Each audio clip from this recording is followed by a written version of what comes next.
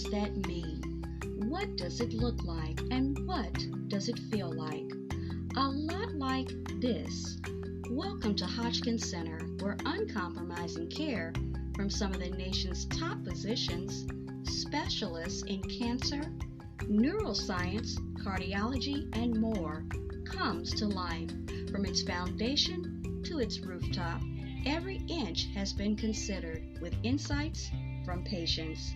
The center is where our dedication shines through in everything we do, helping patients feel heard through increased communication technology, considered by fitting care into their lives instead of the other way around, and comforted with serene areas and green spaces, all to help patients feel safe and stay better.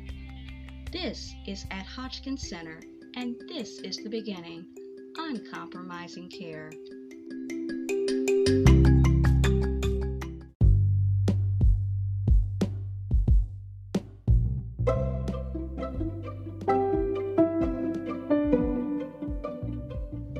This is Teachable Moments with April podcast, and you guessed it, I'm your host, April.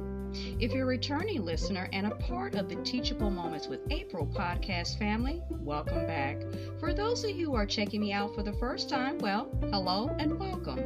To everyone listening, look for the teachable moments that are all around you. Enjoy.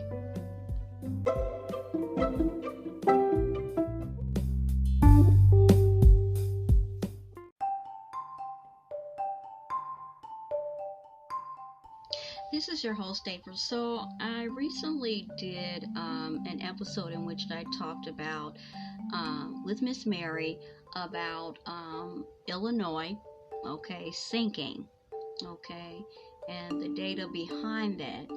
But interestingly enough, right after doing that with Miss Mary, I came across something also recently, and I found it on MSN, along with the Business Insider, and it says almost half of all major Chinese cities are actually sinking, study says, and it was published actually 2 days ago by Cameron Manley. So we're going to get into what's going on with China as well.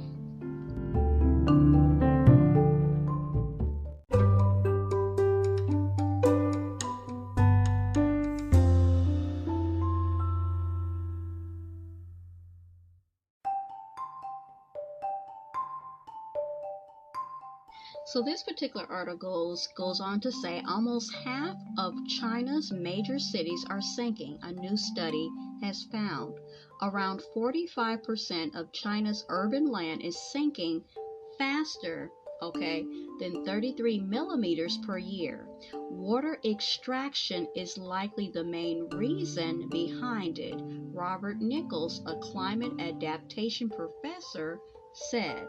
Now it says almost half of China's major cities are sinking, putting millions of locals at risk of flooding, according to a new study published in the journal Science this week. It says the study found that 45% of China's urban land was sinking faster, as we've already said, 33 millimeters a year, while 16% was sinking at a rate of more than 10 millimeters a year. Now, the study authors looked at 82 Chinese cities with populations of more than 2 million and used radar pulses from satellites to identify any changes in the distance between the satellite and the ground. They then measured, how the city's elevations have changed since 2015 and 2022. Now, they found that China's largest city, which is Shanghai, was continuing to subside despite already sinking around 33 meters over the past 100 years. Cities such as Beijing and other ones have also been particularly affected. So then they get into the causes. Now we've already talked about, they mentioned water extraction. There are a number of factors leading to the subsidence. But Robert Nichols, a professor of climate adaptation at the University of East Anglia, who was not involved in the research, told BBC that he believed that water extraction was probably the most dominant reason. Okay, and then they show a picture of them. Oh my God, somebody looks like they're on a motor scooter, and it is a lot of water. It says in China there are lots of people living in areas that have been fairly recently sedimented, geologically speaking. So when you take out groundwater or you drain the soils, they tend to subside. That's the terminology, he said. The paper also suggested that the resolution to the issue could lie in the long-term, sustained control of groundwater extraction.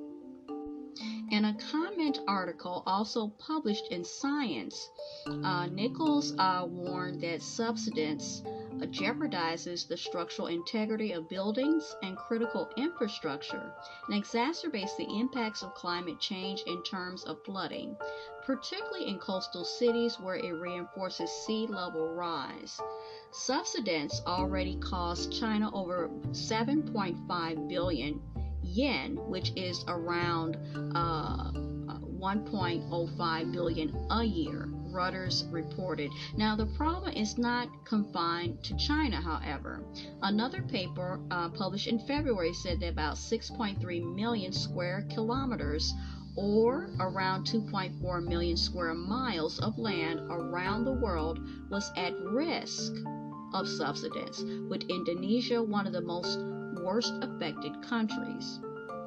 Now, parts of the U.S. also have suffered from this problem, with more than 17,000 square miles of land across 45 states directly affected, according to the United States Geological Survey. So also, according to this particular survey, more than 80% of the identified cases of subsidence in the U.S. occurred due to the exploitation of underground water. The increasing development of land and water resources threatens to exacerbate existing land subsidence problems and initiate new ones, it adds. So that's basically the end of that particular article. What do you guys think? Is this the first time you're hearing about it, like myself, or have you heard about it before? Are you familiar with the data? Are you familiar with this? Basically, it said it in here, even though it was primarily about Chinese cities, they also are acknowledging the U.S., and I know for Illinois, this is definitely the case.